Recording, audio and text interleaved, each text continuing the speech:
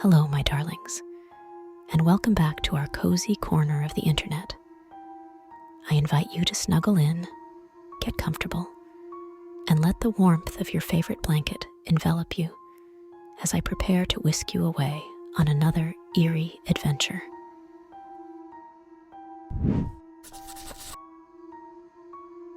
In March 2020, as the world grappled with the onset of COVID-19, my personal world was shattered by the sudden and unforeseen passing of my mother. She succumbed to a gastrointestinal hemorrhage, a tragedy we believe could have been avoided if the fear of hospital environments, exacerbated by the pandemic, had not deterred her from seeking necessary medical attention. Her death occurred on a quiet Saturday night, leaving a void not just in my heart, but in the lives of my siblings, including my underage brother, Michael. In response, my family, my husband, our 2 children, Elizabeth, who is 3, and Oliver, who had just celebrated his first birthday, relocated to my hometown to support my siblings, less than a day after my mother's departure. The house we returned to was familiar with the presence of a benign spirit, which had remained quiescent for years. The only recent activity had been an incident involving my husband hearing footsteps, but it was an isolated event. However, after my mother's death, the activity increased. In May, while preparing for a nap in my childhood room, I heard a voice excitedly whisper, "Mommy," in my ear. Expecting to see Elizabeth, I found no one. It dawned on me that the spirit, whom we affectionately referred to as Ghosty, might now see me as a maternal figure in the absence of my mother. This realization was oddly comforting, despite the inherent fear of the paranormal, because Ghosty was considered part of our family lore. I shared this experience with my sister Louise, who had her own tumultuous history with Ghosty during her childhood. Concerned for Elizabeth, Louise, now embracing her identity as a witch, insisted on performing a protective ritual, despite my reservations. The ritual, however, seemed to escalate the situation rather than alleviate it. That same night, while my children slept and I enjoyed some leisure time downstairs, Elizabeth's cries for me halted abruptly, replaced by her conversation with someone in the room. Upon checking, she claimed to have been talking to Whisper in a dream, a name she associated with a ghost-like character from a television show she watched. This development alarmed me, leading to a fraught message to Louise about the unintended consequences of her ritual. The following day, Louise and I discussed the events in earnest, opting for a more conciliatory approach with Ghosty, in hopes of safeguarding Elizabeth from further disturbances. Our efforts to keep Elizabeth unburdened by these events were paramount, desiring her encounters to remain uninfluenced by our own. Yet, the situation intensified the next day, culminating in a moment of sheer panic when Elizabeth, visibly terrified, claimed Whisper's presence during a moment when I was briefly separated from her. This incident marked a turning point, compelling us to reach out to Norma, a psychic friend of my mother's, for guidance and insight into the unsettling occurrences that had begun to envelop our lives.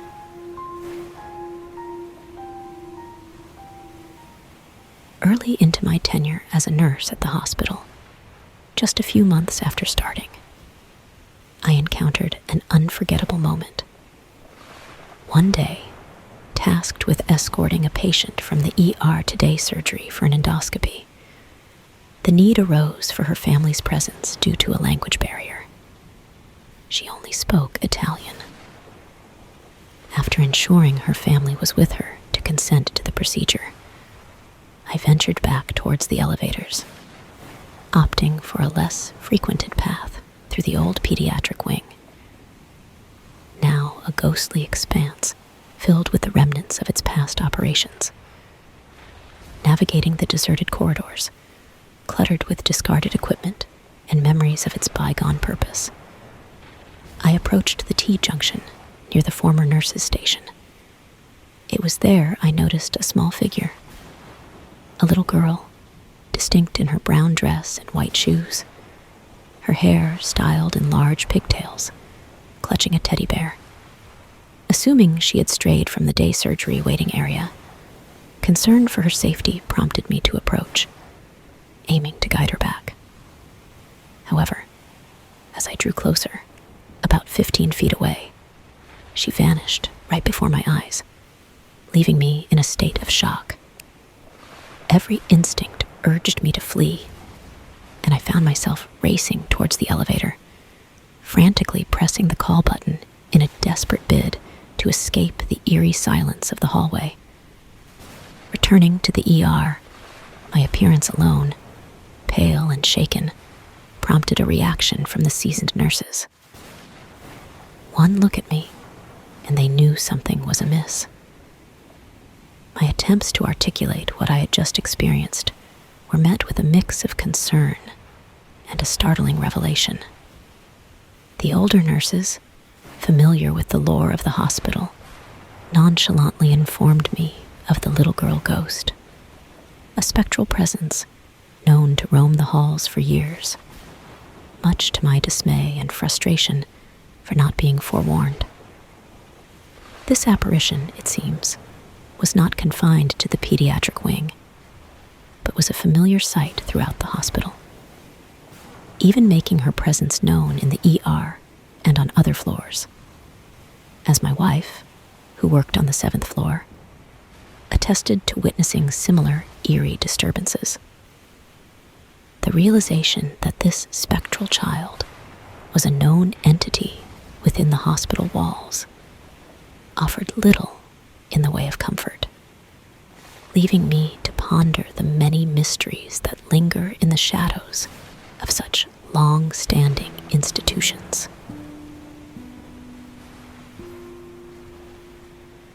In the mid-90s, my aunt succumbed to a brain tumor, an event that profoundly impacted me.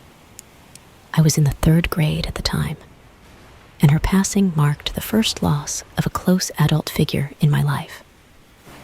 She was a remarkable person, and her death left a significant void. Following her passing, my family and I traveled from Maryland to Manitoba for her funeral. Due to our tendency to wake early, a habit my father and I shared regardless of our location, we found ourselves awake before the rest of the household. This was particularly true on this occasion, given the somber reason for our visit. The house of my aunt and uncle was, as I recall, strikingly modern for its time. It featured a kitchen and dining area, lofted above a spacious living room. This loft also housed a smaller family room, a formal dining space, a galley kitchen, and a diner-style banquette, complete with a fish tank, an architecturally intriguing design. On the morning of the funeral, I went up into the loft and was greeted by the sound of a television. There, I found my father engrossed in the Boris and Natasha movie, a forgettable film. Given the day's solemnity, we were not much inclined to converse. We were joined by my aunt, who emerged cheerfully from the kitchen to inquire about our breakfast preferences. It's essential to underscore that nothing seemed amiss at that moment. There was no alarm, not even a hint of unease. We simply responded to her query, and she returned to the kitchen. The aroma of bacon filled the air as I sat, watching the fish in the tank, occasionally glancing over to see her busily preparing our meal. As more family members began to emerge, the reality of the situation dawned on us. The kitchen bore no signs of recent activity. No bacon, no breakfast preparations. This realization hit us only after another relative arrived, as if lifting a veil from our awareness. My father and I never discussed this occurrence afterward, and it gradually receded into the background of my memories. This experience resurfaced vividly during my college years, compelling me to seek clarification from my father during a Christmas visit home. His confirmation, yes, and I don't want to talk about it, alongside my mother's surprised reaction, indicated that this was a shared yet unspoken experience. Years later, my father shared the story with my mother and a close family friend, providing solace to them. Unbeknownst to us, their daughter had experienced a similar sighting of my aunt before the funeral, adding another layer to this shared but seldom discussed memory. While discussing these events remained challenging, especially for my father, the acknowledgement of this experience affirmed that it was not a figment of my imagination. It stands as a peculiar yet comforting remembrance of my aunt. Let me start by sharing something deeply personal. My mother, throughout her life, grappled with a grave illness. It was an ailment so severe that, as a child, I witnessed her on the brink of death more times than I care to remember. During one particularly harrowing period, my youngest siblings, Lee and Michael, found refuge at our grandmother's house, leaving Louise, Kate, and me to navigate the eerie quiet of our home alone.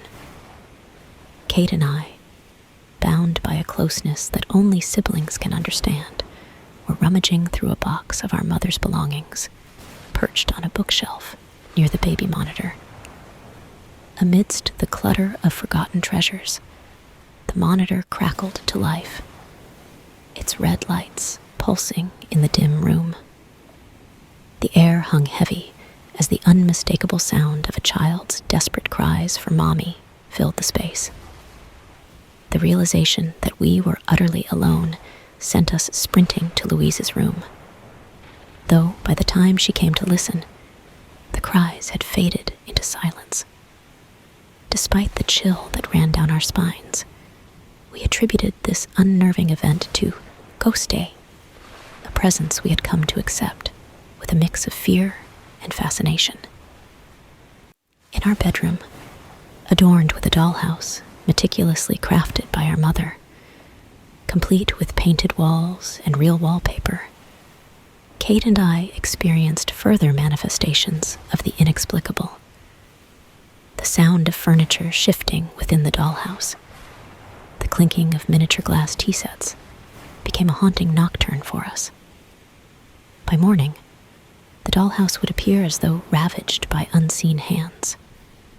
These occurrences, always under the cloak of darkness, left us trembling beneath our covers, eyes locked in silent terror. The encounters persisted, evolving with each passing year.